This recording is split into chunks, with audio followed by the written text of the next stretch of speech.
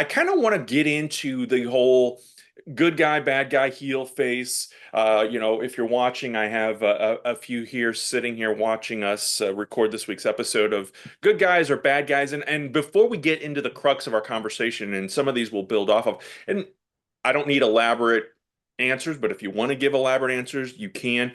Just tell me, better as a face, better as a heel. And if we warrants a further discussion, because some of them we'll talk about later on as Uh, well. Sure. The first one, you see him here, Roddy Piper. Now, as a kid, obviously, he's one of those forces that hooked us as the bad guy, because as we've talked about before, without, Roddy Piper as that foil, do we get Hulkamania as strong as it becomes in the mid 80s? I said the only time I've cheered for Hulk Hogan was WrestleMania 1. And that reason was because I hated Roddy Piper. Hmm. So, and and Piper's one that I guess it would be after WrestleMania 3 when he officially became a face for. No, after WrestleMania 2. He Was it retired after at WrestleMania 3. WrestleMania 3? Yeah,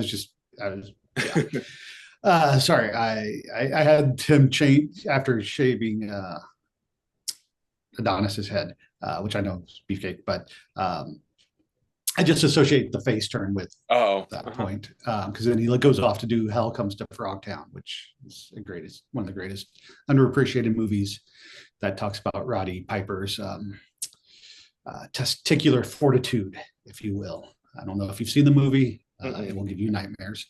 But Piper is one of those that became one of the greatest faces. I wouldn't say greatest faces, but became a face that worked a lot better right. than expected. But Yeah. but again,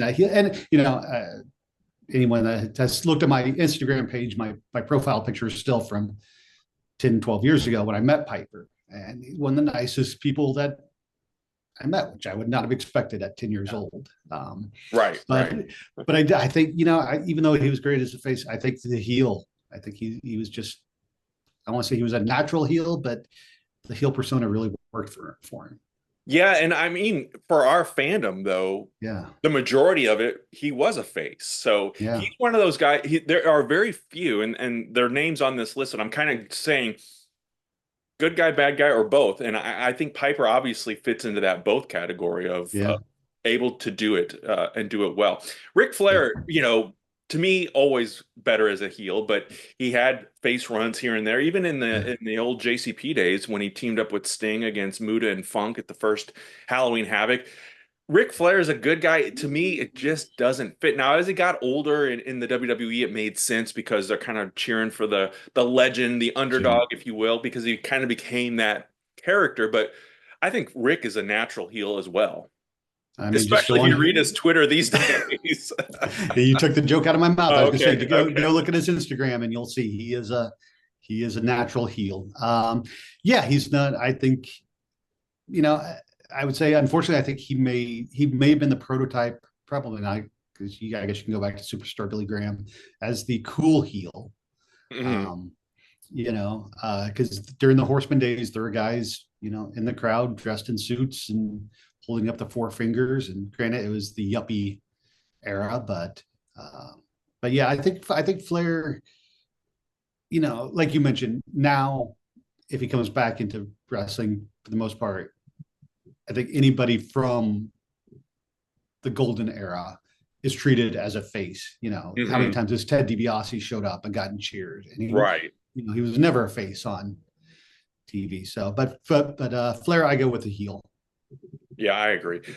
This next one, is one that I think kind of unexpectedly transcends both as well. And that's Hulk Hogan. In the golden era of the WWF, he made it was a big part of that boom in Mhm. wrestling. And then again in 1996, when wrestling was at a lull on both sides or both channels, WCW Mhm. and WWE, WWF. Without that Hogan heel turn, I question the strength of the industry after that, because it then forced Vince McMahon to do something different as well. Because the unimaginable happens, Hulk Hogan turns bad. I just think that it was time, obviously, and when we get into the crux of our discussion, we're going to talk about modern day current guys as well with this kind of mentality. But it worked, and I think Hogan did great in both roles, and it's hard to still sometimes think about the fact that Hulk Hogan will probably go down as one of the best in WCW as well. And I know a lot of times people associate Dusty or Ric Flair or Sting, rightfully so, but Hulk Hogan's contribution in that era can't go understated, I don't think. Yeah, I mean, and I'm sitting here, I'm going to go with revisionist history and say, was Hogan's heel turn, did it work because Hogan was a good heel, or did it work because he had Hall and Nash next to him? And they were, again, playing the cool heel, whereas Hogan, I think he was kind of a cheesy, like he wanted to be the cool heel, but it didn't really fit his persona because he was, the guy that looked 40 trying to be 20, whereas Hall and Nash also older than 20, but Hmm. somehow I could see Nash listening to the Fugees or the Wu-Tang Clan more than I could see Hogan, and Yeah. for I guess reasons that I won't elaborate on. Yeah, yeah. But but I don't. But again, I mean, I can't deny that Hogan's popularity is what helped as well. But I think I would put Hogan in the face category. Yeah. Well, I let's think the heel run with the NWO worked because of the story, not because of Hogan specifically. let's talk more about that because there are, in my opinion, at least, there are different types of heels. You have Mm, the chicken shit heel who kind of was Ric Flair back in the day. He would talk, and then when it came, mm, if Dusty came out, he would retreat. You know what I mean, yeah, and walk away. You have the monster heel, the Kane, the Undertaker, the Big John Studd, the King Kong Bundy, the big massive guys that Hogan had to overcome back in the yeah, WWF days, and then the cool heel, like you said, with Hall and Nash. And in my humble opinion, I think that is kind of what has led to this discussion today because in my opinion you don't have those well-defined heels and sometimes even faces anymore because as good yeah. as the NWO was for the industry, I also think the after effects of that have kind of, I don't necessarily want to say hurt because let's face facts. Both companies, AEW and WWE, are Yeah. big business, billionaires. The wrestlers are under guaranteed contracts. They're making more money today than they've ever made before. So from that perspective, it's good. But from a fan storytelling consumption Yeah. perspective, I don't know that it is. And I do think, like you said, Hall and Nash were cool, and they did from time to time, but they didn't run away. They weren't the Mm, chicken shit heels. They weren't necessarily the monsters. Wrestling became more quote unquote realistic looking. They're using their real names. They're not Diesel and Razor Ramon mhm. anymore. So from that perspective, yeah, I do think the cool heel kind of hurt the longevity of the concept of good versus bad. And there's all kinds of side roads I think we're going to end up taking with this Yeah. discussion.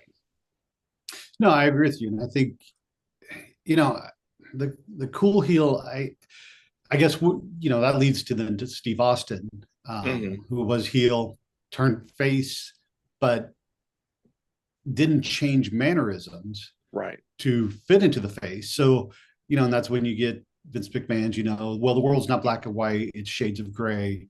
And I think that does play well into wrestling, but at the same time, yeah, it then takes away, I'm sure we'll talk a little bit, elaborate on more, but like right now with the bloodline in WWE, are they faces or are they heels?